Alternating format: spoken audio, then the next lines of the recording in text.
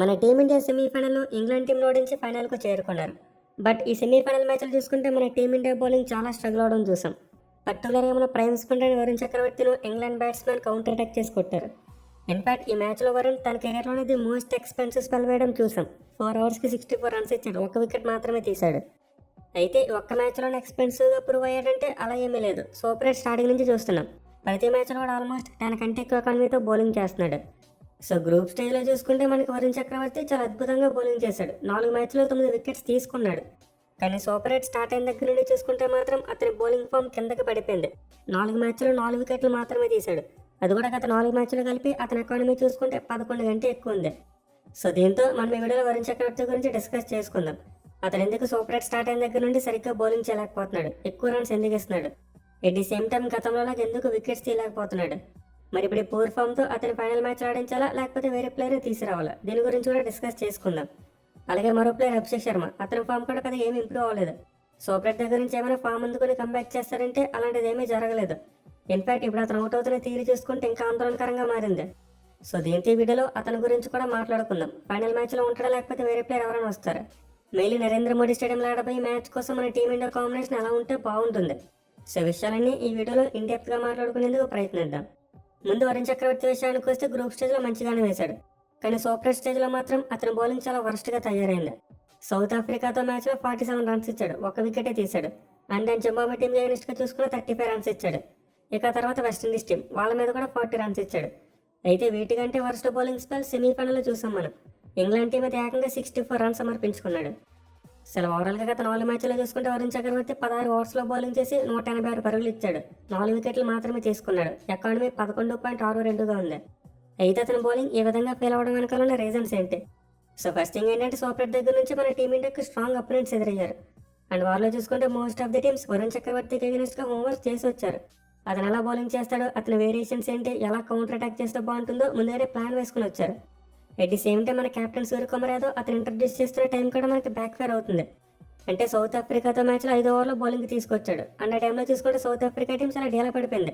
వాళ్ళు 20 రన్స్కి 3 వికెట్స్ కోల్పోయారు. దీని టైంలో వరుణ్ చక్రవర్తి ఏం చేయొచ్చు, ఇంకా ఎక్కువ ప్రెజర్ పెట్టచ్చు. బట్ అలా జరగలేదు. తను వేసిన 5 ఓవర్లో 11 పరుగులు ఇచ్చాడు. మిల్లర్ 2 4లు కొట్టడం చూసాం. ఇక నెక్స్ట్ జింబాబ్వే టీం చూసుకుని మళ్ళీ అతను పవర్ ప్లేలో ఇంట్రడ్యూస్ చేశారు. ఈసారి 6 ఓవర్లో బౌలింగ్ ఇచ్చాడు. అండ్ ఓవర్లో చూసుకుంటే మరుమని ఫస్ట్ బాల్కి 6 కొట్టి వరుణ్ చక్రవర్తి మీద కౌంటర్ అటాక్ చేశాడు. దీంతో ఓవర్లో మొత్తం 11 పరుగులు పోయి అలాగే వరుణ్ వికెట్ ఏమీ తీసుకోలేకపోయాడు. వేరే వెస్టిండీస్ టీంకి అగెనిస్ట్గా చూసుకుంటే ఈసారి అతనికి పవర్ ప్లేలో బౌలింగ్ ఇవ్వలేదు. 9 ఓవర్లో తనకి ఫస్ట్ ఓవర్ ఇచ్చారు. అండ్ ఓవర్ వరుణ్కి బాగా క్లిక్ అయింది. బ్రిలియంట్గా బౌలింగ్ చేశాడు. 3 పరుగులు మాత్రమే ఇచ్చి 1 వికెట్ తీసుకున్నాడు. అయితే నేను మళ్ళీ ఇంగ్లాండ్తో మ్యాచ్లు చూసుకుంటే మరోసారి పవర్ ప్లేలో అతను ఇంట్రడ్యూస్ చేశాడు మన కెప్టెన్. 6 ఓవర్లో బౌలింగ్ ఇచ్చాడు. అండ్ ఓవర్లో చూసుకుంటే జాకబ్ బెథెల్ ఫస్ట్ 3 బాల్స్కి హ్యాట్రిక్ 6 కొట్టాడు. దీంతో ఓవర్లో చాలా రన్స్ పోయాయి. ఈవెన్ అతను తర్వాత జోస్ బట్లర్ వికెట్ తీసుకున్నప్పటికీ ఓవర్లో మొత్తం 23 రన్స్ వచ్చాయి. సో విధంగా మన కెప్టెన్ సూర్యకుమార్ యాదవ్ వరుణ్ చక్రవర్తికి ఎప్పుడైతే పవర్ ప్లేలో బౌలింగ్ చేస్తున్నాడో అది బాగా బ్యాక్ ఫైర్ అవుతుంది. అతను సూపర్ హిట్ దగ్గర నుంచి 3 మ్యాచ్లో పవర్ ప్లేలో బౌలింగ్ చేస్తే 3 మ్యాచ్లు కూడా చాలా ఎక్కువ రన్స్ ఇచ్చేశాడు. అండ్ ఈ 3 మ్యాచ్లో తను ఫస్ట్ ఓవర్ వేసినప్పుడు వికెట్ చూసుకుని ఒక్కటే పడింది. జోస్ బట్లర్ వికెట్ ఒకటే తీశాడు. సో దీంతో ఆటోమేటిక్గా ఏమవుతుందంటే వరుణ్ చక్రవర్తి ప్రెజర్లోకి వెళ్ళిపోతున్నాడు. తను ఎప్పుడైతే ఫస్ట్ ఓవర్లో ఎక్కువ రన్స్ ఇస్తున్నాడో ఆ తర్వాత డిఫెన్సివ్ బౌలింగ్ వేస్తున్నాడు. మళ్ళీ T20 వరల్డ్ కప్ అనే ప్రెజర్ అతని బౌలింగ్లో చాలా క్లియర్గా కనిపిస్తుంది. అదే బయాలటరల్ సిరీస్లో చూసుకుంటే స్టార్టింగ్లో రన్స్ ఇచ్చినప్పటికీ ఆ తర్వాత కంబ్యాక్ చేసేవాడు. మళ్ళీ తన ఎకానమీ ఎక్కువగా ఉన్నప్పటికీ ఒక 2-3 వికెట్లు తీసి అపోనెంట్ టీంను బాగా దెబ్బ కొట్టేవాడు. కానీ ఇప్పుడు మాత్రం వరుణ్ అది చేయలేకపోతున్నాడు. మళ్ళీ south Africa team poor spell తర్వాత తన రిథం కోల్పోయినట్టు క్లియర్గా తెలుస్తుంది. ఎందుకంటే నార్మల్గా చూసుకుంటే వరుణ్ ఎక్కువగా స్టంప్ టు స్టంప్ బౌలింగ్ చేస్తాడు. అది కూడా గుడ్ లెంత్లో బౌలింగ్ చేస్తూ ఉంటాడు. బట్ గత 4 మ్యాచ్లో అతని రిథం పూర్తిగా దెబ్బతింది. వేస్ట్ ఎక్కువగా too much of short balls వేస్తున్నాడు, అదర్వైజ్ 2 ఫుల్ వేస్తున్నాడు. అంతేగాని తన గుడ్ లెంత్ ఏరియాని హిట్ చేయలేకపోతున్నాడు. ఎట్ ది సేమ్ టైం ఆ లైన్ విషయంలో కూడా స్ట్రగుల్ అవ్వడం మనకి కనిపిస్తుంది. వేస్ట్ ఎక్కువగా అవుట్ సైడ్ ఆఫ్ స్టంప్ లైన్లో బౌలింగ్ చేస్తున్నాడు, అదర్వైజ్ లెగ్స్ మీద బౌలింగ్ చేస్తున్నాడు. సో విధంగా ప్రజెంట్ వరుణ్ చక్రవర్తి అయితే మంచి రిథంలో కనిపించట్లేదు. తన న్యాచురల్ ఐరన్ లెంత్ వేయలేకపోతున్నాడు. అండ్ ఇది సరిపోదన్నట్టు తన బౌలింగ్లో చాలా ఎక్కువ పేస్ చూస్తున్నాడు. అంటే తను నార్మల్గా వేసి మిడ్ 80sలో బౌలింగ్ చేయలేకపోతున్నాడు. 95-100 అలా చాలా ఎక్కువ పేస్తో బౌలింగ్ చేస్తున్నాడు. దీనివల్ల బాల్ గ్రిప్ అవ్వట్లేదు, అనుకున్న వేరియేషన్ బయటికి రావట్లేదు. అండ్ ఆల్సో తన వేరియేషన్స్ కూడా చాలా వరకు ప్రెడిక్టబుల్గా మారిపోయాయి. ఎక్కువగా గూగుల్స్ మీద డిపెండ్ అయిపోతున్నాడు. దీంతో అపోనెంట్ బ్యాట్స్మెన్ ఏం చేస్తున్నారు, అతన్ని ప్యూర్ ఆఫ్ స్పిన్నర్గా కన్సిడర్ చేసి కొట్టేస్తున్నారు. సో విధంగా ప్రజెంట్ వరుణ్ చక్రవర్తి యొక్క బౌలింగ్ చాలా కన్ఫ్యూజన్ కనిపిస్తుంది. మళ్ళీ పెద్ద టీమ్స్ అతని బాగా రీచ్ చేసి డీ కొట్టేసినట్టు క్లియర్గా తెలుస్తుంది. దీనివల్ల వరుణ్ కాన్ఫిడెన్స్ కోల్పోయాడు, గతంలో తీసినట్టు వికెట్లు తీయలేకపోతున్నాడు. మళ్ళీ అతను బౌలింగ్ చేస్తున్నప్పుడు ఆ బ్రేవ్ ఎఫర్ట్ కనిపించట్లేదు. At the same time body language కూడా టల్గా అయిపోవడం చూస్తున్నాం మనం. So clearly present Varun Chakravarthy అయితే ల్యాక్ ఆఫ్ కాన్ఫిడెన్స్. మరి ఇలాంటి టైంలో అతని టీం నుంచి తీసేయాలంటే నాకైతే ఉంచితే బెటర్ అనిపిస్తుంది. అంటే వరుణ్ చక్రవర్తి ఒకసారి అతనిలోకి వస్తే అలాంటి బౌలింగ్ చేస్తాడో మనం చాలాసార్లు కళ్ళారా చూసాం. ఎందుకంటే అతని టీం నుంచి తీసేదానికంటే అతను ప్రాపర్గా యూటిలైజ్ చేసుకుంటే సరిపోద్ది. అంటే అతనికి పవర్ ప్లేలో బౌలింగ్ ఇవ్వడం అనేసి మిడిల్ ఓవర్స్లో బౌలింగ్కి తీసుకురావాలి. దీంతో ఫీల్డ్ రిస్ట్రిక్షన్ విషయంలో అతను కాస్త కాన్ఫిడెంట్గా ఫీల్ అవుతాడు. సో మేబీ మన వాళ్ళు వరుణ్ చక్రవర్తిని టీం నుంచి తీసేదానికంటే కాస్త బెటర్గా యూటిలైజ్ చేసుకుంటే సరిపోద్దని చెప్పి నా ఫీలింగ్. అయితే మనకి ఫైనల్ మ్యాచ్ ఓపెనెంట్ ఎవరు? New Zealand team. అండ్ వాళ్ళు ఆల్రెడీ ఏం చేశారు, వరుణ్ చక్రవర్తిని రీచ్ చేశారు. మనం రీసెంట్గా బయాలటల్ సిరీస్లో చూసాం, వాళ్ళు వరుణ్ చక్రవర్తిని కొంతవరకు బాగానే ఆడారు. ఎందుకంటే అతను 3 మ్యాచ్లో 12 ఓవర్స్ బౌలింగ్ చేసి 4 వికెట్లు మాత్రమే తీశాడు. మిగిలిన అతని ఎకానమీ 9 వరకు ఉంది. అంటే 12 ఓవర్స్లో మొత్తం 108 పరుగులు ఇచ్చాడు. సో ఇంత కివీస్ టీం ఖచ్చితంగా వరుణ్ మీద అటాక్ చేస్తారు. పైగా వాళ్ళ దగ్గర స్పిన్ బౌలింగ్ మంచిగా బ్యాట్స్మెన్ కూడా ఉన్నారు మిడిల్ ఆర్డర్లో. ఇక ఈ మ్యాచ్ ఆడమే వెన్యూ చూసుకుని వరుణ్ చక్రవర్తి బౌలింగ్ అంతలా సూట్ అవ్వదు. అహ్మదాబాద్ పిచ్ స్పిన్నర్స్ కంటే ఎక్కువగా పేస్ బౌలర్స్కి అనుకూలిస్తుంది. ఎందుకంటే వరుణ్ గతంలో ఈ గ్రౌండ్లో 3 మ్యాచ్లు ఆడాడు. 3 మ్యాచ్లు 8 వికెట్లు తీసాడు, బాగానే ఉంది. బట్ ఈ 3 మ్యాచ్లు ఒక మ్యాచ్ నెదర్లాండ్స్ టీం మీద. వేరే మ్యాచ్ 2 మ్యాచ్లు చూసుకుంటే సౌత్ ఆఫ్రికా టీంకి అగెన్స్ట్గా ఆడాడు. అంటే 2 మ్యాచ్లు కలిపితే మొత్తం 100 పరుగులు సమర్పించుకున్నాడు. సుతంగా అప్పటి టీం మీద గ్రౌండ్ దృష్టిలో పెట్టుకుంటే మన వరుణ్ చక్రవర్తిని పక్కన పెట్టినా పెద్దగా డ్యామేజ్ కాదేమో అనిపిస్తుంది. అంటే మనం మా గ్యాంబ్లింగ్ తీసుకునేందుకు కాస్త స్కోప్ అయితే కనిపిస్తుంది. మెయిన్లీ మనకి ప్రజెంట్ స్పిన్ బౌలింగ్ అంతలా క్లిక్ అవ్వట్లేదు, పేస్ బౌలింగ్ బాగానే పడుతుంది. అండ్ మనకి స్క్వాడ్లో చూసుకుంటే మొహమ్మద్ సిరాజ్ లాంటి ఒక మంచి క్వాలిటీ పేసర్ ఉన్నాడు. పైగా అతనికి ఐపీఎల్ నరేంద్ర మోడీ స్టేడియంలో ఆడిన ఎక్స్పీరియన్స్ కూడా ఉంది. సో మనకి అలాంటి పేస్ బౌలింగ్ క్లిక్ అవుతుంది కాబట్టి వరుణ్ ప్లేస్లో సిరాజ్ని ఆడించడం ఏమాత్రం బ్యాట్ మూవ్ కాదు. అంటే మరీ అంత రిస్క్ మూవ్ అని చెప్పి నేనైతే అనుకోవట్లేదు. లేదు కుల్దీప్ యాదవ్ ఆడిస్తారని అది కూడా పర్వాలేదు, మంచి మూవే. ఎందుకంటే కుల్దీప్ న్యూజిలాండ్ మీద మంచి రికార్డ్ కనిపిస్తుంది. ఐ థింక్ వాళ్ళకి అగెన్స్ట్గా 8 మ్యాచ్లో 9 వికెట్లు తీసాడు అనుకుంటా. మెయిన్ యావరేజ్ మీద ఎకానమీ మంచిగా కనిపిస్తున్నాయి. సో దీంతో మేబీ మన టీమిండియా కుల్దీప్ యాదవ్ ఆడించిన కొంతవరకు మంచి ఆప్షన్ అనుకోవచ్చు. బట్ కుల్దీప్తో విషయం ఏంటంటే అంత క్లచ్ ప్లేయర్ కాదు. అంటే ఇలాంటి నాకౌట్ గేమ్స్లో చూసుకుంటే అతనికి మంచి రికార్డ్ లేదు, చాలా వరకు ప్రెజర్ ఫీల్ అవుతాడు. పైగా ముంచుకున్నట్టు మ్యాచ్ అట్ బ్యాక్గ్రౌండ్ స్పిన్నర్స్కి అంత అనుకూలంగా ఉండదు. At the same time Kuldeep గ్రౌండ్లో చూసుకున్న పెద్ద ఎక్స్పీరియన్స్ ఏమీ లేదు, ఒక్క ఓవర్ మాత్రమే ఇచ్చిన T20 ఇంటర్నేషనల్స్లో. సో ఇంత ప్రాక్టికల్గా థింక్ చేస్తూ కుల్దీప్ కంటే సిరాజ్ బెస్ట్ ఆప్షన్గా కనిపిస్తాడు ఒకవేళ మార్పు చేయాలనుకుంటే. బట్ నేను అడిగితే మన టీమిండియా మార్పు చేసేదానికంటే వరుణ్ ఇంకా బెటర్గా యూజ్ చేసుకుంటే బాగుంటుంది. అంటే దానికి ఇనీషియల్గా పవర్ ప్లే బౌలింగ్ కూడా ఫీల్డ్ స్ప్రెడ్ అయిన తర్వాత బౌలింగ్ చేస్తే మంచి రిజల్ట్ రావచ్చు. సో ఇంత మన అయితే నేను వరుణ్ బ్యాక్ చేస్తానని చెప్పి ఫీల్ అవుతున్నా. లేదు మార్పు చేయాలనుకుంటే మాత్రం మనకి సిరాజ్ చాలా మంచి ఆల్టర్నేటివ్ అవుతాడు.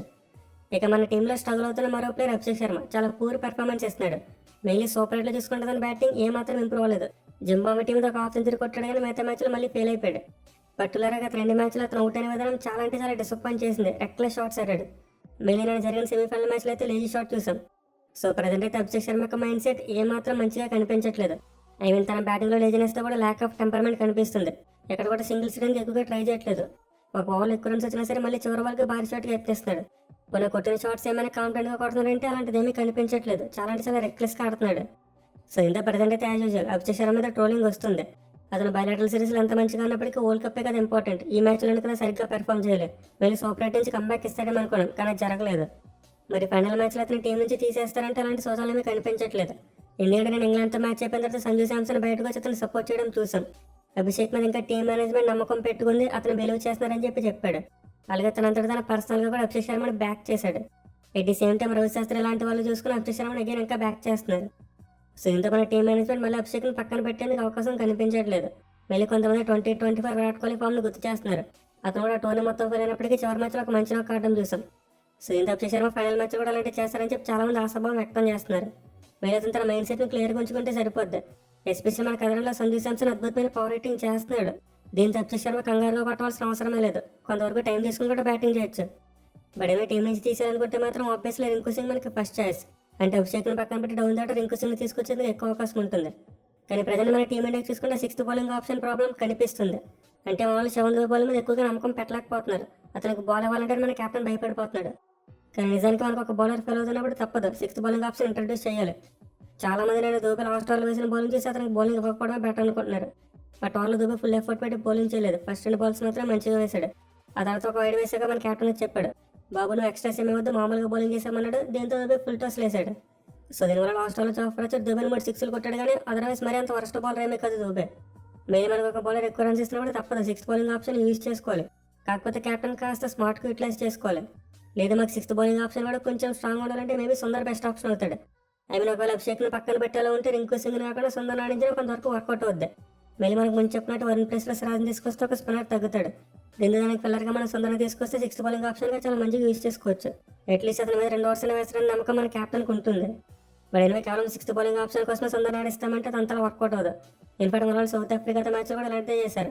ఆ మ్యాచ్ కూడా దగ్గరలో జరిగింది, సుందర్ బౌలింగ్ సరిగ్గా వర్కౌట్ అవ్వలేదు. సో ఇంత మన team India captain sixth bowling option విషయంలో దుబే మీద నమ్మకం పెట్టుకుంటే బాగుంటుంది. వీళ్ళ అపోనెంట్ టీంకి వీక్నెస్ చూపించకూడదు. మేము సిక్స్త్ బౌలింగ్ ఆప్షన్ విషయంలో కాన్ఫిడెంట్గా లేమంటే ఖచ్చితంగా అపోనెంట్ టీం అడ్వాంటేజ్ తీసుకుంటారు, ఏదో ఒక మెయిన్ బౌలర్ని టార్గెట్ చేసి కొడతారు. సో మన కెప్టెన్ మరి టీం మేనేజ్మెంట్ దుబే బౌలింగ్ మీద నమ్మకం పెట్టాలి.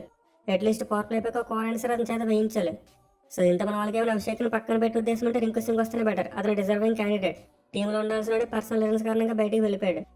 బట్ ఇలా ముందు చెప్పినట్టే ప్రజెంట్ మన టీం మేనేజ్మెంట్ మళ్ళీ అభిషేక్ మీద నమ్మకం పెడుతున్నారు. ఫైనల్ మ్యాచ్లో అయినా సరే కొడతారని చెప్పి భావిస్తున్నారు. సో ఇందులోనైతే ఫైనల్ మ్యాచ్లో మన టీంలో మార్పులు జరగవేమో అనుకుంటున్నాం. మళ్ళీ సేమ్ కాంబినేషన్తో వస్తారేమో అనిపిస్తుంది. మళ్ళీ సక్సెస్ఫుల్ కెప్టెన్స్ ఎవరు కూడా విన్నింగ్ కాంబినేషన్ మార్చాలని చెప్పి కోరుకోరు. ఇంకా 2024 ఫైనల్ విషయంలో కూడా రోహిత్ శర్మ లాంటిదే చేశాడు. ముందు ఫైనల్ మ్యాచ్లో సంజు శాంసన్ ఆడిద్దాం అనుకున్నాడంట. బట్ విన్నింగ్ కాంబినేషన్ మార్చడం ఎందుకని చెప్పి రిషబ్ పంత్తోనే కంటిన్యూ అయిపోయారు. సో ఇందులోకైతే ఈ మ్యాచ్లో కూడా మన టీం విన్నింగ్ కాంబినేషన్తోనే వెళ్తారనిపిస్తుంది. మార్పులు ఏమో చేయరనుకుంటున్నా. బట్ డెఫినెట్లీ మన కెప్టెన్ సూర్య బౌలర్స్ని వాడుకునే విధానంలో ఇంకా ప్రొయాక్టివ్గా ఉండాలి. పర్టికులర్గా సిక్స్త్ బౌలింగ్ ఆప్షన్ యూజ్ చేసుకునే విషయంలో చాలా స్మార్ట్గా థింక్ చేయాలి. ఇప్పుడు మాత్రం మన టీమిండియాకి బౌలింగ్లో పెద్దగా సమస్య రాదు. సో లెట్స్ హోప్ మన టీమిండియా మ్యాచ్ కోసం బెటర్ బౌలింగ్ ప్లాన్ రావాలని కోరుకుందాం. టీంలో మార్పులు చేసేదానికంటే ప్లానింగ్లో మార్పులు చేసుకుంటే సరిపోద్ది. చాలా వరకు మనకి సక్సెస్ వస్తుంది. మరి మీరు అభిషేక్ విషయంలో ఏమనుకుంటున్నారు కింద కామెంట్ చేయండి. Thank you.